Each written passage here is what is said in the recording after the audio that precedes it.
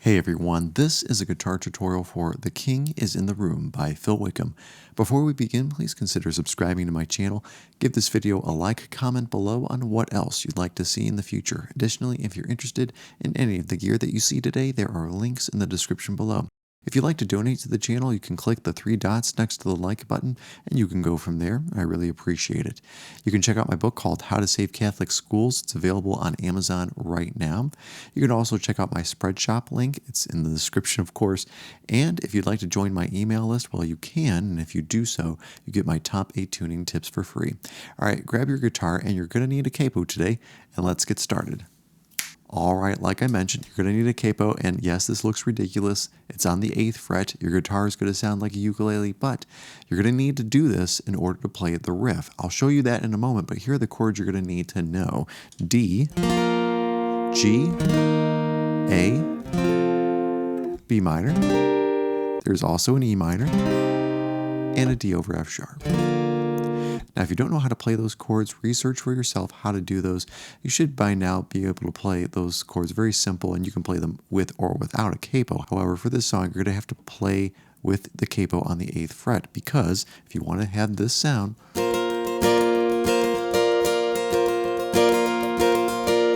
well, that's why you need the capo there. Now, if you're playing with electric, you're just going to focus on 1 or 2 strings for that same riff, but the acoustic actually starts the song. So you're going to need to do this method. Now, I'm going to play a D shape right here, right before the 12th fret. So my index finger is on the G string, 2nd fret from the capo, which is really the 10th fret of your guitar. Your middle finger is going to go down on the high E 10th fret as well, and your ring finger is going to stay on that B string on the 11th fret, which is really the 3rd fret from the capo. Now the riff is very easy because you're just lifting off your middle finger from the highest string and just putting it back on. You're starting with that middle finger off though, and that's what makes the riff sound the way it does.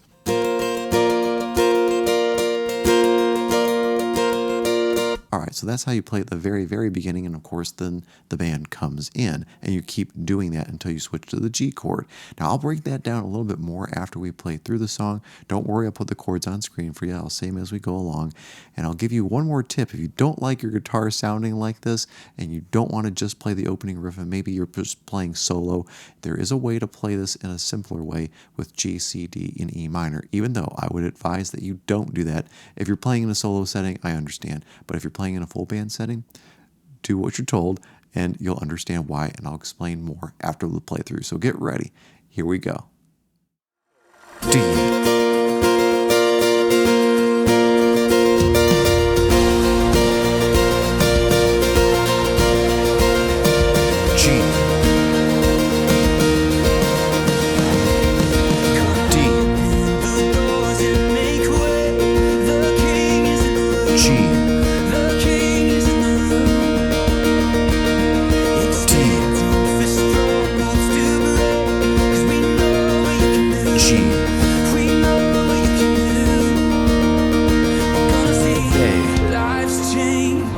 B minor, G, broken hearts may nail, the king is in the room. D,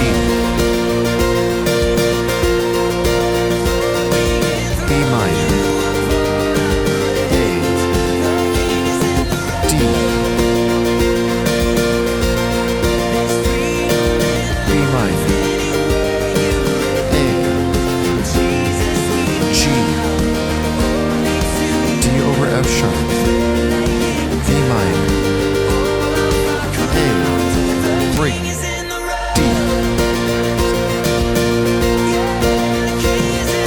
G, D, G,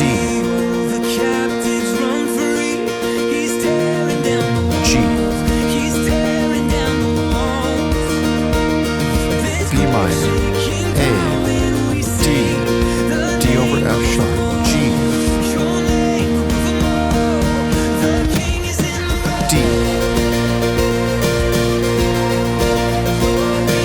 B minor, A, D,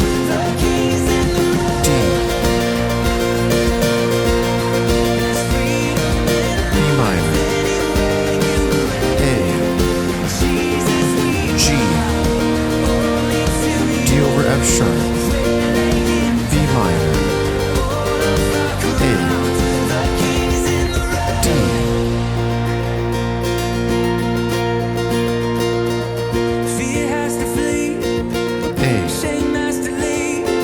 B minor, G, D, A,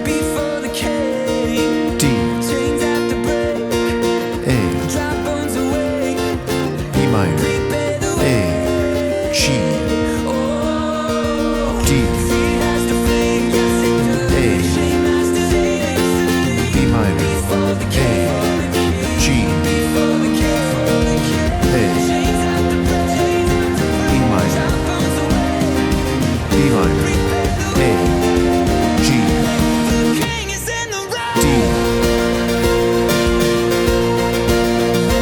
B minor, A,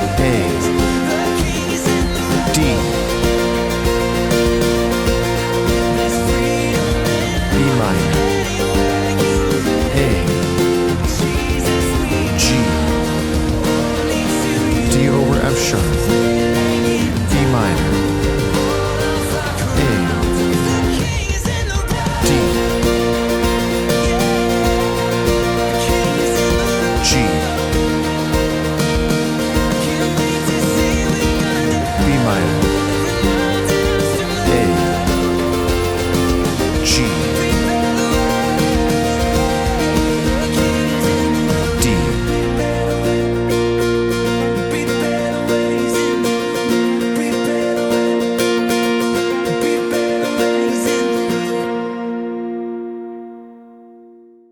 Well, everyone, I hope that I was able to help with that playthrough. Let's talk about that riff again. And really, the only other chord that you're going to worry about after you're playing that D shape is G.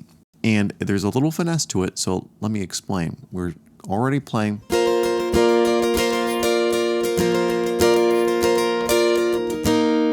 Now, when I switch to G, I'm not going to go. It's too chimey, right? And it's not going to fit the riff that's called for. So I'm playing a G shape without the pinky or the ring finger on the bottom string. Now I'm going to keep my ring finger on the B string, 3rd fret from the capo, or the 11th fret on your guitar. Now that high E is ringing out, and that's part of that melody line, right?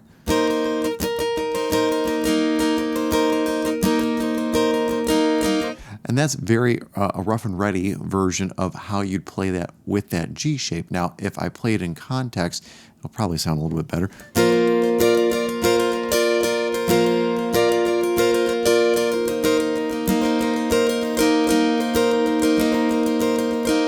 And you have to understand that electric guitar is going to really beef that melody line up, because obviously when you're strumming all those strings, you're not going to be able to play it perfectly. Now, you might be able to play it a little bit better than me, and hey, props to you if you can, but regardless, make sure that you and your electric guitarist are on the same page when you're playing that riff.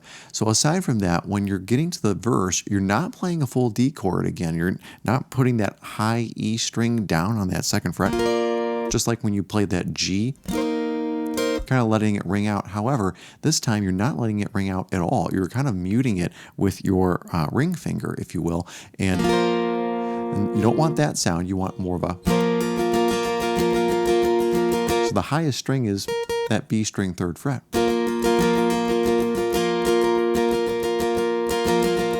Now, if you're an astute music theory scholar, you will understand that if you play a D shape all the way down to where we're playing it today, you're playing a B flat, right? So that's going to allude to what I'm going to show you the easy way when it comes to playing this song solo, but hang in there. So when we're playing the verse, I'm not worried about that high E string. I want to blunt it with that ring finger. And then when I play the G, I want to do the same thing. Now, when I play A, I'm going to have to bar it like that. I can't squish my fingers like that if I played a traditional A shape, right? I like to bar the D, G, and B strings in that 2nd fret from the capo. The B minor that I'm playing is not like this. It's more of a barred version of B minor. And for E minor, you could play an E minor 7 with that pinky on that B string 3rd fret, and D over F sharp. I don't really have to get into that, but that's some tips and tricks that I would recommend you practice when you're playing the riff, especially. simple D chord, just hammering on that middle finger on the bottom E string. And then when you get to G, it's more controlling this right hand, right? Because you don't want to strum all the way down either, and you can't just count on that ring finger to blunt that string for you. So some food for thought. All right, well, if I wanted to play this as a soloist, I would put that capo on the 3rd fret, and since I mentioned that this song is in the key of B flat, if I played this D shape right there on the 10th and 11th frets of my guitar, I can play a G chord on the 6th fret right there.